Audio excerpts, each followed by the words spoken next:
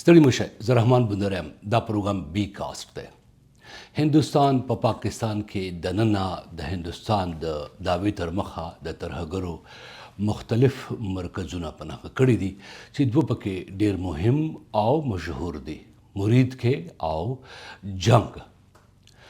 دا دواړه مرکزونه ولې مهم دي او ولې په دې باندې موږ په تیرو څو کلونو کې بیا خبره کړې ده. نن په دې پروګرام کې هندوستان حمله وکړه، پاکستان به دې ځواب ورکوي.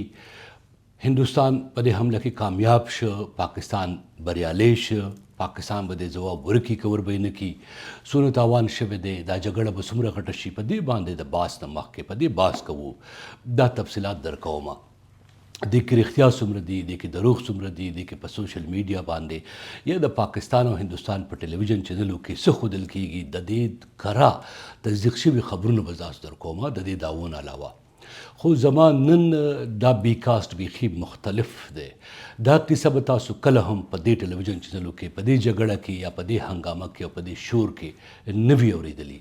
دراصل په دې باندې پوهېدل ډېر مهم دی او ضروري دی چې هندوستان در اصل مرید کې په پنجاب کې یا جنگ په نښه ولې کړل، د غلطۍ ولې حمله وکړه. په پنجاب کې دننه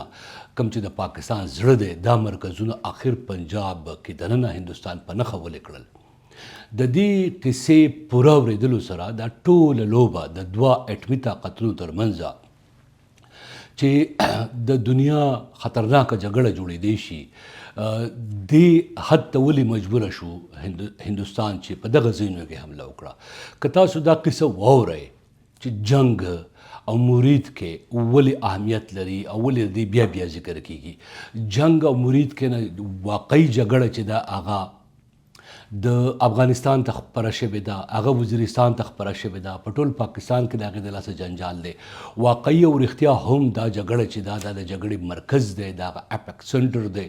او دا ځای د پاکستان د پوځ یا د پوځي استخباراتي ادارو په خوښه او مرضۍ جوړ شوی دی. که دا کیسه پوره واورېدل شي او پوره ورته غوږ ونیول شي نو تاسو کولی شئ چې په دې پوره معامله باندې ځان پوه کړئ. ما په 2014 کې په امریکا غږ د وایس اف امریکا ډیوا په ویب سایټ باندې دا آرټیکل تاسو وینئ، یو مضمون ولیکه، یو خبر مې جوړ کړه او د هغې سر خط و آیا د پنجاب صوبه د ترهګرۍ مور ده. دا مضمون ما ولې لیکلی و. دا مضمون ما ځکه ولیکه چې په القاعده باندې، جماعت الدعوه باندې، لشکر طیبه باندې نظر لرونکی یو څېړونکی ډاکټر تقي صاحب یو کالم لیکلو په انګریزي اخبار کې، او په هغې اخبار کې هغه لیکلي چې GHQ د پاکستان د پوز هیډ کوارټر د دهشتګردۍ مازغه دي. پنجاب کې مرید کې او جنگ دا د دې زړه دی د دهشتګردۍ، او په نور پاکستان کې د دې لاس او خپې خپاره شوي دي. د دې نه وروستو هم او د دې نه مخکې هم دا قصه زه تاسو ته کومه. که تاسو دا قصه په غور واورئ ایکسکلوسیولی، دا مخکې به تاسو په دې انداز کې نه وي اورېدلي. ډېر خبریالان خبر دي، ډېر استادان خبر دي چې دراصل لشکر طیبه څوک ده او لشکر جنگ به څوک دی. نو بیا په دې باندې پوهېدل ډېر اسانېدی شي، په دې باندې سړی ډېر په اسانه پوهېدی شي چې هندوستان در اصل ولې سهار او ماښام دا دعوه کوي په نړۍ کې چې پاکستان دهشتګرد زېږوي، پاکستان کې دهشتګرد دي، او هغه په هندوستان کې کله په ممبئی کې، کله په پلوامه کې، کله په پهلګام کې او کله یو ځای کله بل ځای حملې کوي. د دې نه کیسې شروع کولو نه مخکې یو وار بیا هغه لیدونکي اورېدونکي چې ما سره اوس ملګري شوي دي، دا کیسه پوره تاسو ته زه کوم، خو دا به هم درته وایم چې اوس پاکستان څه کوونکی دی. پاکستان جنرال عاصم منیر ته اجازه ورکړی شوې ده، د پاکستان وزیر اعظم شهباز شریف، چې تاسو کله څنګه او څومره وخت کې هم په هندوستان باندې بیرته حمله کولی شئ. آیا دا حمله به وشي او د دې حملې په نتیجه کې بیا جګړه د دواړو هیوادونو ترمنځ باقاعده رسمي جګړه شروع دی شي که نه. دې ته به بیا زه د پروګرام په اخره کې راشم. اوس به زه راشم مرید کې. ده مرید کې د پنجاب سره خواته یو علاقه ده. په دې علاقه کې یو مرکز دی، دا مرکز د جماعت الدعوه په نوم جوړ شوی و.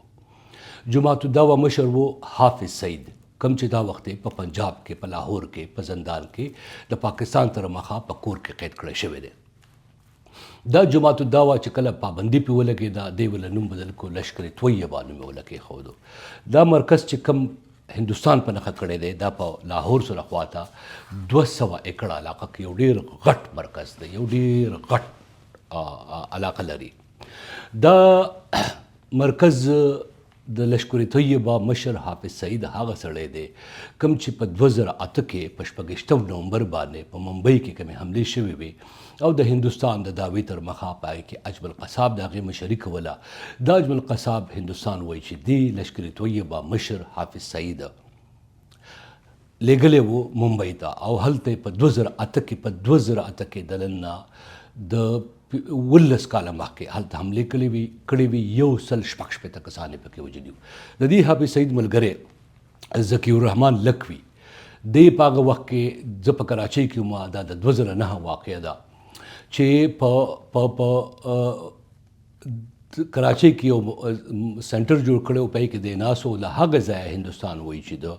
ذکي الرحمن لکوي شاګردان او ملګري د حافظ سعید په وینا باندې په ممبئی کې په تاج هوټل باندې په حملو کې ککړو د حملې کې دی. حافظ سعید باندې به زه نور هم تفصیل درته وایم. اوس راځم د بل مرکز ته. د حافظ سعید ډله چې جماعت دعوه نومېده لشکر طیبه جوړه شوه بیا د هغې نه علاوه په هغه پابندي ولګېده په نورو نومونو یې کار شروع کړه. اوس هم په پاکستان کې دا ډله په مختلفو علاقو کې فعاله ده. کوم چې په کشمیر کې په باغ کې ده، کوټلی ده، مظفرآباد دی او شیخ پورا علاقه ده یا د مرید کې علاقه ده، په دې کې د کارونه کوي. را به شو اوس جیش محمد ته. جیش محمد چې کوم مشر دی مولانا مسعود اظهر د هغه بیان به تاسو پیګه لیدلی وي په مطبوعاتو کې راغلی دی چې د هغې کې د هغه خپلوان هم وژل شوي دي د جیش محمد په مرکز کې او هلته کې د هغه د بیان تر مخه هندوستان تمام حدونه خپاړولې ده او اوس په د یو داسې انجام ته رسي چې د هغې څوک سوچ هم نشي کولی. خو دراصل حافظ مولانا مسعود اظهر دی څوک؟ مولانا مسعود اظهر یو پاکستانی دی. د په لومړي سر کې یو تنظیم جوړ کړی د هغې نوم و حرکت الانصار. حرکت الانصار چې د جوړ کړو دی په 1993 کې کینیا ته لاړ. په کینیا کې د هلته د سومالي القاعده څانګې سره ملاقات وکړه کومه چې د اسامه بن لادن پلوي یا تابعیت لرونکې څانګه وه. د دې نه وروسته هم په دې کال کې مولانا مسعود اظهر صاحب چې دی دی لاړ برطانیې ته. په برطانیه کې د چندرا غونډوله، د تقریر کوو، د القاعده مرسته کوله، دی ونیول شو. بیا د هغې نه چې د آزاد شکله نو دی بیرته لاړ پاکستان ته او په 1994 کې مولانا مسعود اظهر صاحب چې دی په سرینگر کې موجود و کوم چې د هندوستان د ولقې لاندې کشمیر علاقه ده په دې کې د هندوستانیانو ونیو او هندوستانیانو د نیولو نه وروسته د هندوستان ته بوته او هلته کې په قید کې ور واچوه. سزا یې ورته وروله چې دی په هندوستان کې په حملو کې ککړ و. اوس دا قصه د افغانستان سره تړل کېږي. دې ځای کې دا ډېر مهم موړ اخلي. 15 کاله وروستو دی په سرینګر کې نیول شوی په 94 کې او په 1999 کې د هندوستان یو جاز چې د دهلی نه کټمنډو ته نیپال ته روان و، جاز نمبر فلایټ نمبر 814 یا 814 دا هائی جیک شو. دا د دهلی نه چې کوم جاز روان و کټمنډو ته نیپال ته هائی جیک شو، په هوا کې اغوا شو، وتښتول شو. دا جاز تاوید را تاوید یو ځای بل ځای یو ځای بل ځای تاوید اخر چې دی کوم ځای ته راغی؟ افغانستان ته. او په افغانستان کې په کوم ځای کې کوز شو؟ په کندهار کې. دا جاز 814 چې د هندوستان د سورلو جاز و هایجیک شوی و. مولانا مسعود اظهر رور او دا هغه ملګرو هایجیک کړی و. د هندوستان دا جاز چې کله په کندهار کې کوز شو هغه وخت څه چل و په کندهار کې؟ د طالبانو حکومت و. د طالبانو د حکومت هغه وخت دی د پاکستان مطبوعات، پاکستان پوځي مشران، امریکایي مشران او ټوله نړۍ وایي چې د آی ایس آی د پاکستان د استخباراتي ادارې په کومک جوړ شوی و او هغه په شا ولاړه وه. چې کله جاز په کندهار کې کوز شو نو دې ځای کې اوس قصه ډېره زیاته مهمه کیږي او ډېر زیات یو دلچسپ موړ ته داخليږي. مطالبه دا وشوه چې هندوستان د مولانا مسعود اظهر پرېږدي، دا جاز به پرېښودل شي، د دې جاز سورلی به محفوظه پرېښودل شي. اوږده قصه ته نه کومه. هندوستان مجبور شو چې مولانا مسعود اظهر پرېږدي. مولانا مسعود اظهر چې هندوستان پرېښود چېرته لاړ؟ افغانستان ته. افغانستان ته چې کله لاړ بیا پاکستان نه خبرونه راغلل چې مولانا مسعود اظهر د پاکستان ته راوړي او دلته به دې ونیسي، ګرفتار به یې کړي او د نړیوالو قوانینو تر مخه به یې محکمې ته وړاندې کړي. مولانا مسعود اظهر د جहाज د اغوا کېدو په بدل کې د هندوستان نه خلاص شو، افغانستان ته لاړ او د افغانستان نه پاکستان ته ووغ. اصولا خلکو دا انتظار کول چې مولانا مسعود اظهر به ونیول شي، خو مولانا مسعود اظهر ونه نیول شو. پاکستاني چارواکو بیان ورکړ چې هغه په پاکستان کې ورک شو، خو مولانا مسعود اظهر ورک نه و. دی په کراچۍ کې راښکاره شو او په کراچۍ کې د دې پیښې نه نږدې 10 ورځې وروسته د 10,000 خلکو یوې غونډې ته تقریر وکړ او په دې تقریر کې تاسو که دا ولټوئ په دې یوټیوبونو کې به پروت وي. ده وویل چې تر هغې به یو مسلمان په توګه دی په قلاره نه کینی، د کوټ ان کوټ ویما د مولانا مسعود اظهر دا بیان و، تر هغې به یو مسلمان په توګه دی په قلاره نه کینی تر څو پورې د هند دړې وړې کړی نه وي. دا هغه کس دی مولانا مسعود اظهر چې د چا باندې په حرکت الانصار باندې پابندي ولګېده نو د لشکري جنگ وی جوړ کو. لشکري جنگ وی چې دی د هغې مشر شو وسوم په پاکستان کې دی. دا جیش محمد مرکز چې په بهاولپور کې پناه کړی شوی دی د مولانا مسعود اظهر کم چې د ملګرو ملتونو د قانون لاندې په دهشتګردو په فهرست کې دی، دا اوس هم په پاکستان کې دی. دا شو د مولانا مسعود اظهر کیسه. ولې مولانا مسعود اظهر چې دی هغه هندوستان نیولی و، ولې هغه جहाज اغوا شوی و، ولې د پرونۍ د پاکستان حملې په پاکستان کې دننه د هندوستان د حملې تعلق د سره جوړېد، دا قصه مې ته د کوله. خو دا په دې کې ختمه نه ده. دې کې یو بل دلچسپ موړ اوس راځي چې هندوستان در اصل دا حمله پرون څنګه وکړله او د دې حملې نه مخکې یو پیښه ده چې هغه په د تېرې شوې میاشتې په 9 اپریل شوې ده. یعنی په 22 اپریل باندې په پهلګام کې حمله شوې وه. د دې نه مخکې چې کومه د 2008 قصه تاسو ته ما وکړه، د دې یو بل کردار زه تاسو ته اوس یادوم، یو ډېر مهم کردار تاسو ته یادوم. دا کردار په 9 اپریل باندې د تېرې شوې میاشتې په امریکا کې په قید کې و، د ته سزا ورول شوې وه. خو دې په 9 اپریل باندې د امریکا حکومت هندوستان ته وسپاره. د دې سړي نوم دی تحور حسین رانا. تحور حسین رانا د دې حملې نه، د پهلګام ته حملې نه 9 ورځې مخکې امریکې هندوستان ته سپارلی و او هندوستان کې هغه په دهلی کې دی او په دهلی کې د هندوستان اخبارونو کې تاسو وګورئ د هغه نه اختنې پوښتنې کېږي. تحور حسین رانا څوک دی؟ دا یو پاکستانی دی، د پاکستان په پوځ کې دی ډاکټر و. د بیا د کینیډا سټیزنشپ واغسته او د کینیډا د سټیزنشپ اخیستو نه وروسته دا تحور حسین رانا چې دی د خپل یو بل ملګري سره ډیوډ هیډلي سره، ډیوډ هیډلي تاسو کتلی شئ په سکرین باندې دغه تصویر او عکس کتلی شئ، د ډیوډ هیډلي سره دی په 18 اکتوبر 2009 کې 18 اکتوبر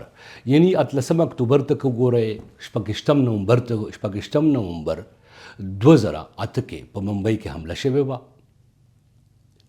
ډیوډ هیډلي او تحور حسین رانا په 18 اکتوبر 2009 کې د امریکې په شیکاګو نړیوال ډګر هوایي ډګر باندې ونیول شو. د ده په ملګرو کې څو کسان دي هغه درته وایم او بیا ډیوډ هیډلي ته راځم چې ډیوډ هیډلي څوک دی. تحور حسین رانا په 2009 کې په 2008 کې د ممبئی حملو نه یو کال مخکې دا تحور حسین رانا او ډیوډ هیډلي چې دی د دواړه تللي ممبئی ته، سریلنکا ته لاړل، د سریلنکا نه ممبئی ته لاړل او د هغه ځای نه بیا دی وتښتېدل، بیرته ووتل. د ده په ملګرو کې ابو قبامه، ابو القامه، مزمل، ابو انس، ابو حمزه او دا خلک شامل. دا خلک څوک دي؟ دا خلک د لشکر طیبه کم سره چې اسامه بن لادن ملګرتیا کوي او د لشکري جنگ وي دا مرکز چې کوم تباه شوی دی امریکایي مطبوعات که تاسو وګورئ هندوستاني مطبوعات وګورئ په دې کې اسامه بن لادن $10 مليونه امداد ورکړو چې دا جوړ شي دا مرکز د ذکي الرحمن لکھوي شاګردان دي ذکي الرحمن لکھوي چې کوم لږ شي مخکې ما یاد کړو کوم چې په کراچۍ کې په 2009 کې په 28 نومبر باندې په 2008 کې چې کوم د ممبئی حمله شوې وه په دې کې په 28 نومبر باندې په کراچۍ کې ناست او هندوستان هغه غږونه خپاره کړي وو چې د خپلو ملګرو سره په ممبئی کې د اجمل قصاب سره په ټلیفون په رابطه وو او ورته ویل چې دا پرېږدم دی اوس راځم ډیوډ هیډلي ته ډیوډ هیډلي په ظاهره خو نوم انګریز کاري دی په 1980 کې په واشنگټن ډي سي کې داسې چرته هم د دې سره خواته دلته زیږېدلی وو خو د پلار سلیم ګیلاني یو پاکستانی سفارتکار وو او براډکاسټر وو مور یې انګریزه وه دا ډیوډ هیډلي چې دی ممبئی ته تللی وو په ده باندې د القاعده سره د لشکر طیبه سره د ملګرتیا تورونه وو دا هم دا وخت په امریکا کې په قید کې دی دا قصه اوږده قصه تاسو ته ما ځکه وکړله چې د دې قصې تعلق د پرونۍ پیښې تعلق چې دی دا ډېره مهمه قصه وه او تفصیل سره مې ځکه کوله او ځکه مې درته وویل چې در اصل هندوستان چې دا فریاد کوي دا فریاد ځکه کوي چې جیش محمد په سرینگر کې د حرکت الانصار حرکت المجاهدین په نوم باندې مختلف تنظیمونه چې دي په سرینگر کې او په هندوستان په قبضې ولقې لاندې کشمیر کې په مختلفو حملو کې د په دې باندې تور دی چې دا ککړ دي او په خپله مسعود اظهر وایي هم چې هندوستان تر څو پورې دړې وړې شوې نه وي تر هغې پورې د یو مسلمان په توګه دی په قلاره نشي کېناستی اوس ځکه هندوستان دغلته حمله وکړه دغه مراکز یې هدف کړل او په نښه یې کړل او د دې سټایل چې وه ډېر عجیبه و دا د حملو طریقه کار چې و دا داسې طریقه کار و څنګه چې اسرائیل په لبنان کې په حزب الله باندې کړی و یا بیا د جنورۍ په 3 نیټه کال 2020 کې امریکې په بغداد کې د ایران په یو جنرال ابو قاسم سلیمانی باندې کړی و یو څارلي وو تاسو که د هندوستان مطبوعاتو ګورئ د هندوستان په مطبوعاتو کې چې کوم پرون کسان راښکاره شو او هغو کوم خاصه توګه باندې کرنل صوفیا قریشي د هندوستان د ځواکونو ویان ده او یو بیان ده کرنل صوفیا قریشي پرون راښکاره شوه نو هغې چې کله تفصیلات ویل یا کرنل مصري د هغو چارواکي ښاغلي مصري دا معلومات ورکول نو هغه وویل چې ګوره دی په پاکستان حمله نه ده کړې نه د پاکستان په پوز حمله کړې ده نه د پاکستان په ولس حمله کړې ده نه د پاکستان د پوز په وسلو باندې حمله کړې ده دی په پاکستان کې د انتهایی خفیه محتاطه استخباراتي معلوماتو نه وروستو دا 15 ځایونه ځکه په نښه کړل چې دا د ترهګرۍ یعنې هغه ټکې چې په 2014 کې د امریکا په غږ کې دغه مضمون ما لیکلی و هغه ټکې چې د پنجاب صوبه د ترهګرو مور ده د ترهګرو د زیږولو مور ده پرون کرنل صوفیا قریشي هم هغه ټکې وویلو ښاغلي مصري هم دغه ټکې وویلو د امریکې د هندوستان د باندې د بهرنیو چارو وزیر د دفاع وزیر او د هندوستان ټوله میډیا ډیره زیاته په غوغا سره او په شور سره او په یو انکشافاتي انداز کې دا خبره کوي چې مرید کې څه شی دی او جنگ څه شی دی دا ځکه زه د 2014 د دې آرټیکل خبره کوم چې سرحد دی د پنجاب صوبه د دهشتګردو مور ده آیا او بیا دا حواله ما پکې لیکلې وه چې په ډیلی ټایمز کې ډاکټر تکي لیکي چې در اصل لشکر طیبه جیش محمد چې دی دا د ترهګرۍ زړه دی خو دی مازغه GHQ دی د دې مازغه د پاکستان د پوز هیډ کوارټر دی او نور لاس او خپې بیا په نور پاکستان کې خبره شوي دي نور پاکستان کې طالبان دي داعش وس جوړ شوی دی نورې وسله والې ډلې دي د طالبانو مختلفې څانګې دي اوس پاکستان کې اکثره خبره کیږي د TTP تحریک طالبان پاکستان خبره کیږي کله به هم تاسو دا نه اورېدلي چې دهشتګردو مرکز چې دی مرید کې یو جنگ دی او په دې جنگ او مرید کې کله عملیات شوي وي د دې نه ډېر غټ 200 ایکړ ځمکه باندې دا غټ مرکزونه چې دي دې ته ډېر زیات محفوظه او اوس په هم خبریالان دننه نشي ورتللی د دې حملو نه وروسته هم هلته څومره مرګ شوی دی څومره ژوبله شوې ده څومره پاکستان جازونه غورځولي دي په دې خبرې نه مخکې اوس د پاکستان خبره کوو چې پاکستان وایي چې کله پرون هندوستان د حمله وکړه هندوستان وایي چې په دې حمله نه ده کړې نو پاکستان د هغو 15 جازونه راوغورځول پاکستان د هغو 2 ډرون راوغورځول موږ به دا معلومات نه لرو د دې قوي تصدیق تر اوسه نه ده شوی په ممکنه توګه دا راغورځېدلي وي ځینې جازونو عکسونه هم ښودل کېږي خو که تاسو فیکټ چک په نوم باندې یو ټکي ته غور وکئ نو کله چې یو خبریال کښېني دغه تصویرونه دغه جازونه دغه حملې دغه اورونه دغه لمبې چکې ډبل نو ځینې پکې داسې راوځي چې هغه پخواني وي او زاړه وي خو په ممکنه توګه پاکستان چې کومه دعوه کوي په ممکنه توګه د هندوستان ځینې جهازونه چې رافیل دی معراج دی جګوار دی ایس یو معنی نومیر شو سوی قسم یو جهاز دی هغه راغورځېدلی وي اوس پاکستان څه کوونکی دی نن د پاکستان پرون تاسو ته ما ویلي چې د پاکستان د وزیر اعظم هغه شهباز شریف ویلي چې د بسار د قومي سلامتیا د شورا غونډه کوي د هغې وروسته په قومي اسمبلۍ کې د وینا هم وکړه هغه ویلي دي چې پاکستان ډېر په محتاط انداز کې خپله دفاع وکړه او مبارکي هم ورکړله چې د هندوستان جهازونه یې تباه کړل د هندوستان جهازونه راوغورځول د هندوستان حمله په شا وتمبول او دا قسمه شور او درز غرب چې دی دا تاسو په سوشل میډیا یا د پاکستان په ټي وي چینل هم کتی شئ خو اوس آیا پاکستان به د هندوستان د دې حملې ځواب ورکړي یعنی دا د دواړو هیوادونو ترمنځ د جګړې رسمي شکل نه دی اخیستی ځکه چې د هندوستان د دې حملې وروسته پاکستان وویل چې دا ایکټ اف وار دی یعنی د جګړې قدم دی د جګړې عمل دی او د دې په جواب کې په هندوستان حمله کیږي او بیا یې وویل نن په تقریر کې چې د پاکستان د پوځ مشر جنرال عاصم منیر ته پاکستان اجازه ورکړې ده چې اوس په هندوستان کې چرته څنګه او کله هم ټارګټ په نښه کوي خو دوی ټارګټ څه په نښه کولی شي په هندوستان کې حمله څنګه کیدی شي دوه خبرې نن بیا یو وار شهباز شریف تکرار کړې کوم چې د پاکستان د پوځ مشران هم کوي او پاکستاني مطبوعات هم کوي چې ټي ټي پي تحریک طالبان پاکستان او د کوم چې د خوارج وي او بی ال اے بلوچ لیبریشن آرمی دا په پاکستان کې د هندوستان په لمسه باندې حملې کوي ترهګري کوي ټي ټي پي چرته ده پاکستان وایي چې دا په افغانستان کې ده په خوست کې ده په پکتیا کې ده په پکتیکا کې ده د هلته پخوا هم حملې کړي دي د هلته له هغه ځایه راځي په پاکستان کې حملې کوي یوه دا ډېره مهمه نکته ده بله بی ال اے چرته دی بی ال اے دی په بلوچستان کې آیا پاکستان کا حملې کوي نو په ټي ټي پي باندې په افغانستان کې کوونکي دي کوم چې د تور پورې کوي چې هندوستان په لمسه دا کار کوي او آیا په بی ال اے باندې په بلوچستان کې حملې کوونکي دي په ممکنه توګه د دلته هم حملې وکړي خو داسې معلومیږي چې د پاکستان پوځ به اوس په سرینګر کې خواوشا علاقو کې کوم ته چې د لاین اپ کنټرول وایي په دې کې په کشمیر کې په هغه ځای کې چېرته چې د هندوستان چیک پوسټي دي یا بر د هیمالای په غرونو کې په دې ځای کې یو مخصوص ټارګټ چې د هندوستان په نښه کوي هندوستان وایي چې د چمتو دی او تیار دی او که چېرې په دې حملو کې داسې یو ټارګټ یو داسې هدف په نښه کړی شو چې هغه هندوستان لپاره کوم ته چې د اپریشن سندور نوم ورکړی دی هندوستان د اپریشن سندور لاندې پاکستان کې حملې کړي دي پاکستان به هم د نعره تکبیر یا الله اکبر یا جهاد یا الفتح وغیرہ وغیرہ په نوم باندې داسې مخصوص اپریشن خامخا کوي ځکه به یې کوي چې پاکستان کې په پوځ باندې ډېر زیات فشار دی جنرال عاصم منیر حافظ سید جنرال عاصم منیر صاحب چې دی هغه یو لس ورځې مخکې یو تقریر کړی هم و د هندوستان پاکستان د دوه قومي نظریې تشریح هم کړې وه او هغه ویلي چې هندوستان په پاکستان کې بلوګري کوي یا ترهګري کوي وغیرہ وغیرہ او ترهګرو په شا باندې دی اوس جنرال عاصم منیر په پوځ باندې ډېر سخت فشار ولیدی یو خو په پاکستان کې کورنۍ سیاست چې دی د عمران خان صاحب ډله چې د پاکستان تحریک انصاف هغه د عمران خان صاحب په نیوو باندې او په دې باندې چې د عمران خان صاحب د ډلې خلاف عاصم منیر د نواز شریف او دغه د ملګرو حمایت وکړ د جیل ته ور واچو نو په پوځ باندې په ادوار ډېرې پوښتنې کیږي په هغو باندې ډېر زیات نیوکې کیږي او د دې جګړې وروستو که چېرې دی حمله نه کوي او غلی کښېني نو دا به بیا نور هم ډېره زیاته جنجالي کیږي د پاکستان د پوځ لپاره د پاکستان د پوځ د ادبار لپاره او دا یو داسې موقع ده چې په دې کې د حملې نه جنرال عاصم منیر او دغه پوځ ګټه پورته کولی شي دا ګټه چې د پاکستان په ولس کې په پوځ باندې ادبار بیرته بحاله شي او په ځای شي